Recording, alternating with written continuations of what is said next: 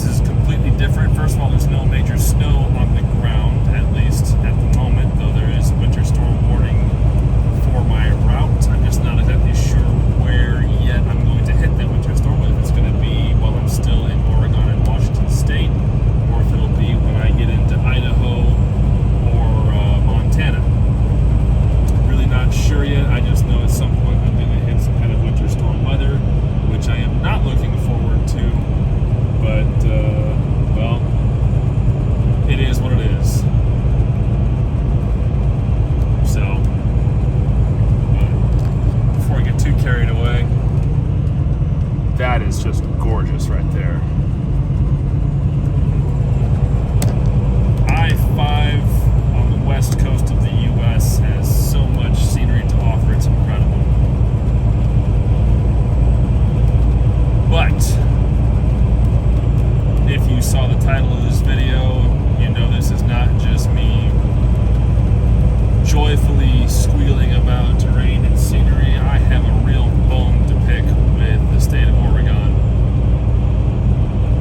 And indeed some West Coast sentiments entirely. I just, a little while ago, went through Salem. And I also went through Portland. Now, Portland, I will say, from a distance, looks like Chicago. Very well-to-do, very polished, very organized. Then I got in closer, and I passed quite a few homeless encampments underneath overpasses and wherever they could reasonably shelter themselves from as much of the elements as they could while still being on more or less public land, and thus much harder to remove than if they were on private land. And I'm thinking to myself, with how much in the news Washington State, Oregon, and California have been in regarding progressive policies and regarding, you know, COVID-19 policies and climate policies and economic policies related to climate issues and all manner of other things. I can't help but wonder if these states are so progressive. Why am I driving past homeless encampments? And I know it's not a question of taxation. It's not a question of there's just not enough public money to deal with the crisis. Because while that may actually be true, there's not enough public money to truly address the problem in a way that makes sense for everybody, utilizing strictly public funds. At the same time, I'm wondering, okay, well, multi-billion-dollar corporations have offices and district headquarters and locations, pick your terminology, in and around Portland, in and around Seattle, in and around San Francisco, in and around Los Angeles, San Diego, wherever on the West Coast that there is a large homeless problem. And yet, apparently it's never occurred to these corporations, or even to the local and or the state governments,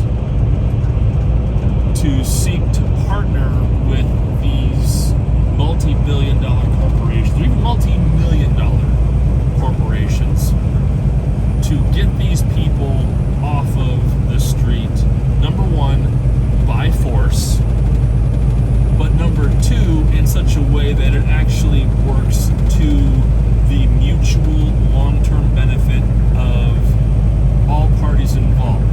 The public, number one. The disenfranchised homeless, number two. The corporate entity, number three. And the government entities, plural, number four.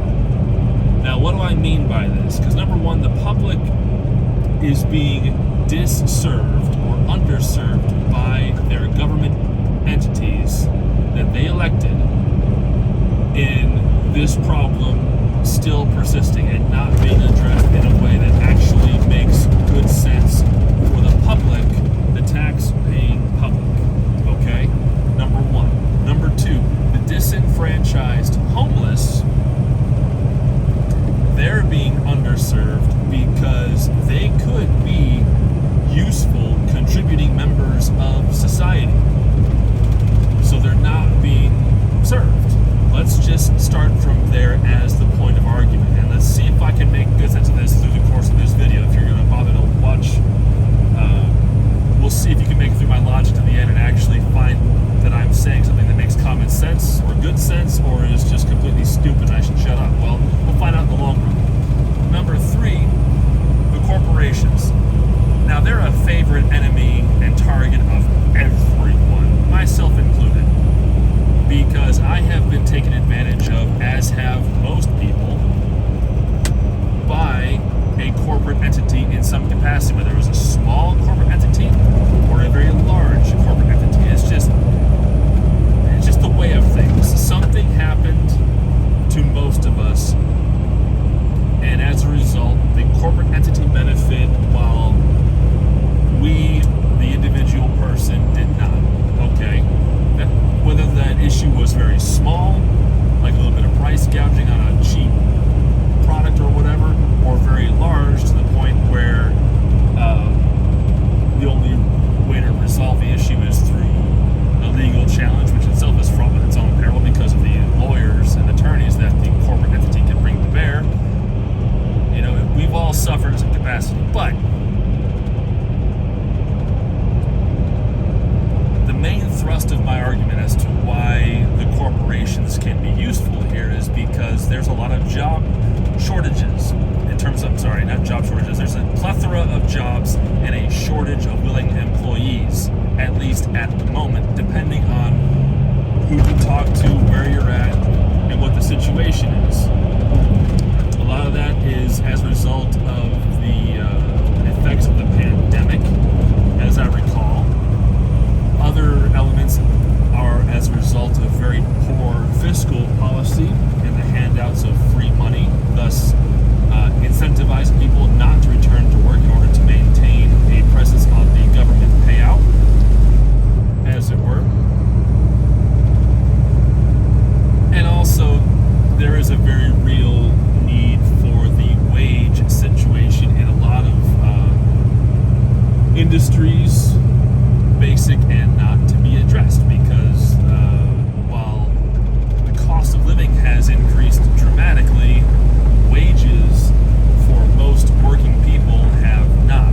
And this is essentially a fact. Most homes are multiple income homes in order to make sure that the lights are on, the bills are paid, and there's the roof over one's head without concern that someone from a bank or somebody else is going to repossess the property or evict or whatever the case may be.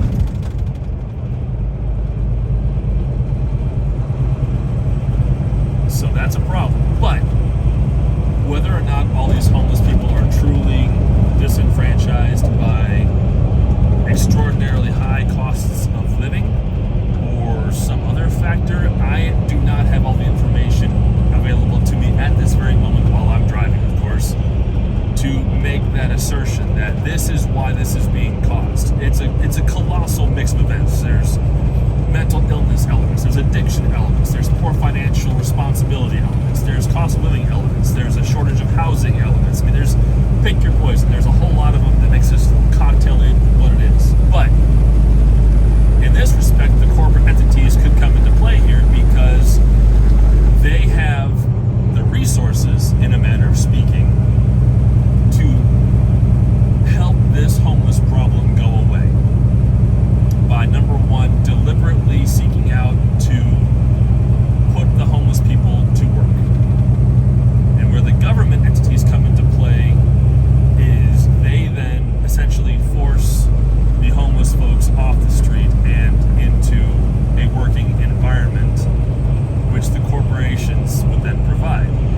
this is where things get sticky, because on the one hand, oh, it's going to be slavery, it's going to be indentured servitude, blah, blah, blah. Well, let's talk about that for a moment. Let's flesh this concept out, because why not? I feel like I want to dig myself into a bit of a hole here and see if I can actually dig my way out of it at the same time by making this point and sticking to it. So here's the real conundrum. Corporations need workers. Homeless people need a way to provide for themselves. The truly disenfranchised, like they lost it all somehow because of financial ruin, or their job went away, or whatever.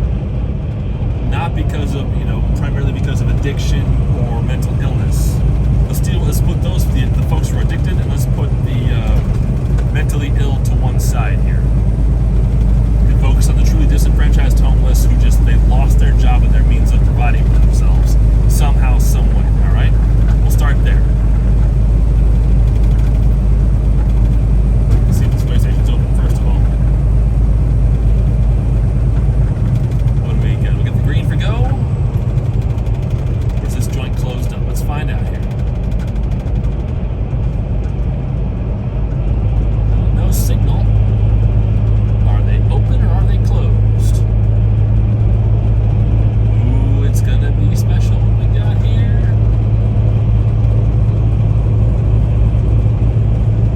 And we are closed. All right. Onward and upward. So, corporations need workers. The homeless who want to work or who can work need a means to provide for themselves. And the only way to make that happen is for the government to come in and help the corporations put these folks to work. Now, here's where it gets tricky, because the corporations are going to need to then purchase dormitory facilities of some sort, whether it's a bust-down apartment complex or a closed hotel, or buy a hotel site or rent it exclusively, and then house these people in these dormitory facilities where they have a bed to sleep in, a private bathroom, and shower facilities or bathing facilities of some sort. And then you put them to work. You bus them to their job site, they do their work. Then you bus them from their job site to their dormitory facility, and they rest. They have their TV, their free Wi-Fi, whatever. Like, they have the amenities that the rest of us who can provide for ourselves to some degree have. All right, let's start there. We'll keep things fair in that respect. Now, how is this a benefit to the corporations, the homeless person, and then the government? And then finally, of course, the public. Well, for this whole program to work, the new workers who were the homeless have to be paid. So they get put into jobs that no one else wants, paid a fair wage, but then out of that wage, there are elements for their cost of living stopped out of it, held in abeyance to pay the dormitory fees, to pay whatever else, so that the corporation and then the homeless person are paying for their dormitory situation, their transport situation, so that the bill does not fall on the public. But rather than the corporation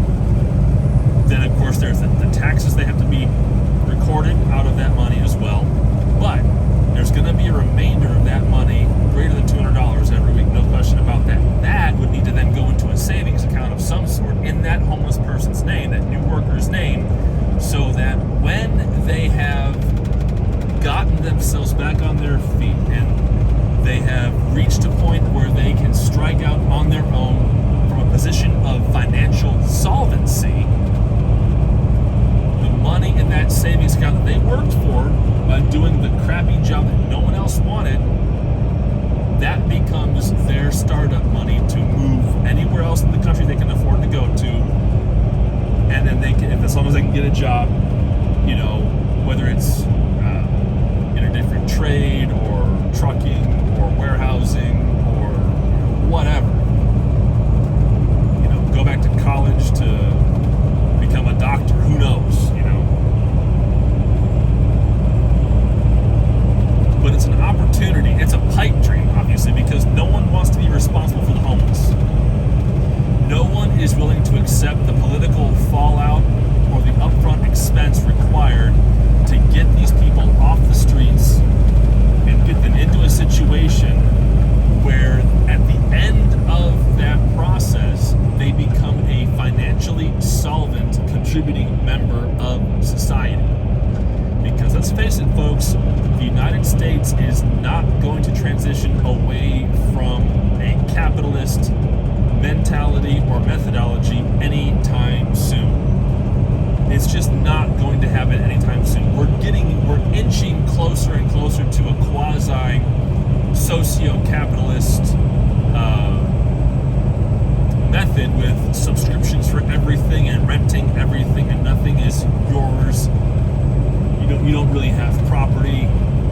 Everyone's living in rental home situations, whether it's renting houses, apartments, condos, whatever.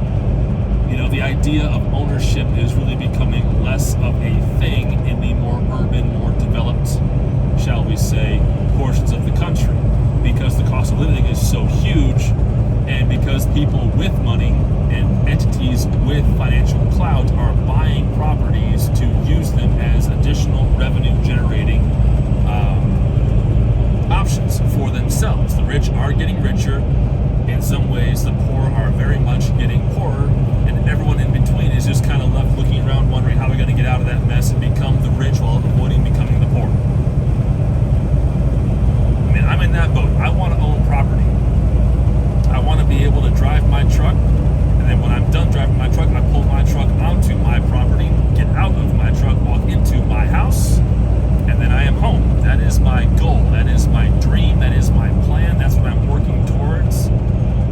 But if I can do that, if I can work my way towards that dream by trucking, by spending the majority of the past 3.5, almost to this point, 4 years of my life on the road, working to try to get myself into a position where I have what I want in life, why can't the homeless, the people who truly want to work, be given that opportunity by, in this case, by force? Like, work or expect nothing. Because there are jobs, there are options, there are things that people can do that can make them good money, that can get them into a position to better themselves, that can bring them fulfillment, that can establish them as a person who can provide for themselves as an individual without requiring public assistance or public subsistence. Like, the amount of people we should be subsidizing through our tax dollars should be decreasing every year, and not because they're dying, but because the help they received got them to a point where they could make a positive change for themselves. And this is one of those situations where the only way I see it is you have to drag the horse to the stream and push the horse's snout into the water and force the horse to drink. Because people apparently are not inclined to do it themselves. And this is going to be an unpopular opinion for some of you folks who watch this video unless YouTube takes it down, but the solution to this problem will be nothing but ugly at the front end, because it will conjure up images of, the silent night raids. Is that right term? Well, anyway, the Warsaw Ghetto raids in Poland, where at night, the Third Reich, the SS, they went charging into the Jewish ghettos in Warsaw, and they basically loaded everyone up into trains bound for the death camps, or just murdered them where they stood. And because of how radically social media-ized everything is, like, people will make that connotation. They will Photoshop the swastika onto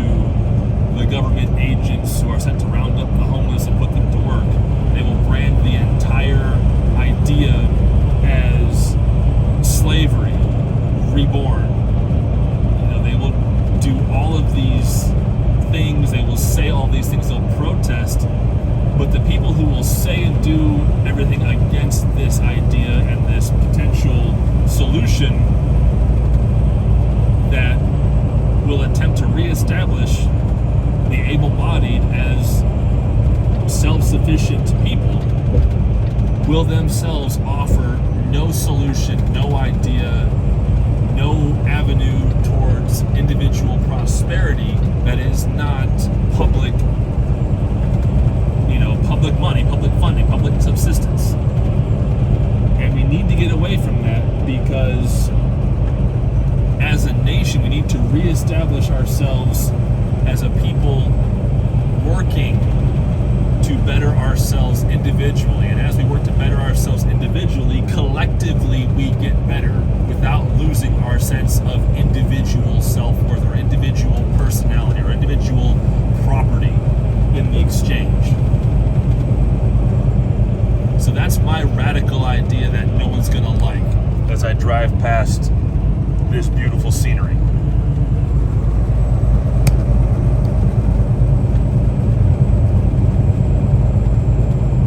That's the front end of the idea.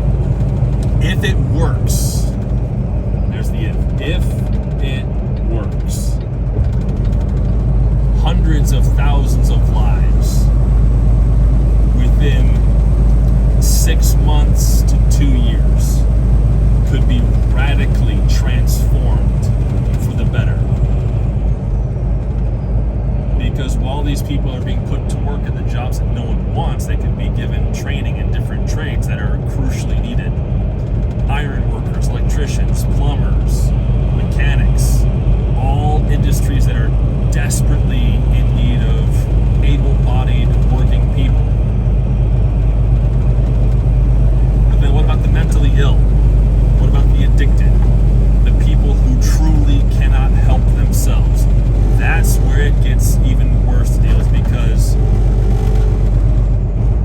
for them, I don't have a good solution that actually works with them. Because the mentally ill, in some cases, it's like, all right, to what degree are they ill, and is their mental illness a functional mental illness?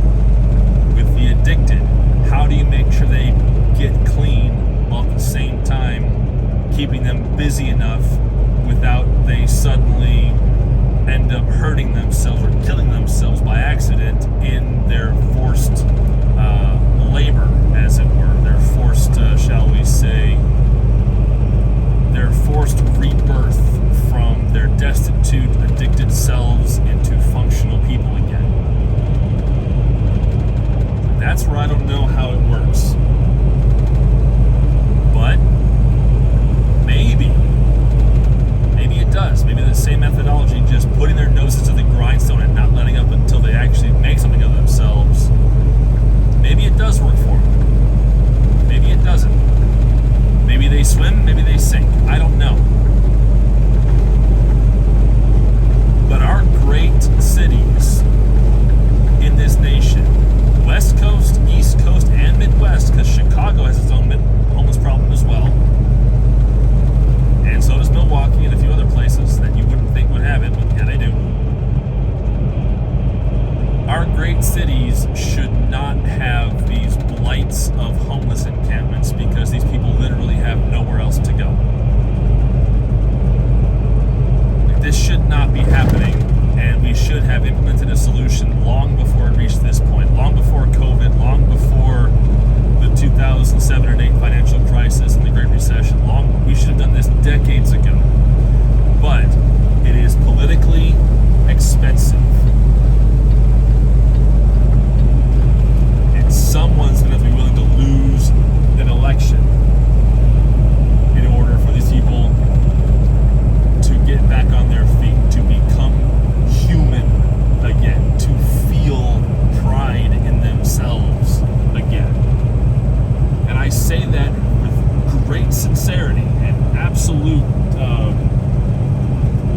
honesty, because before I got myself on the course to become an owner-operator, I had a real hard time figuring out what am I going to do with myself, because the jobs I was doing were not paying enough for me to actually live on my own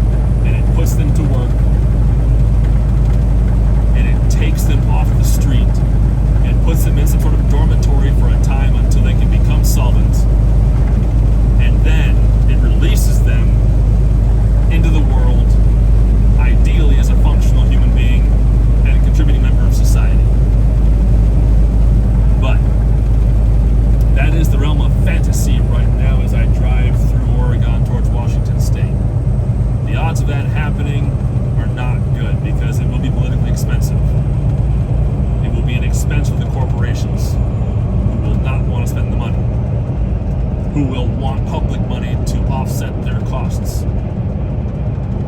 It's like, no. You're going to be doing this because it's going to benefit you in the long run, corporation. Not because the public's going to pay for it. The public should not pay for it. The public has paid enough. But it's been half an hour since I started rambling, so I think I'll stop rambling now, folks. If this video makes it to YouTube, hey, thank you so much for watching. If it gets banned, well, oh well, it is what it is. We'll see you tomorrow on YouTube. Take care.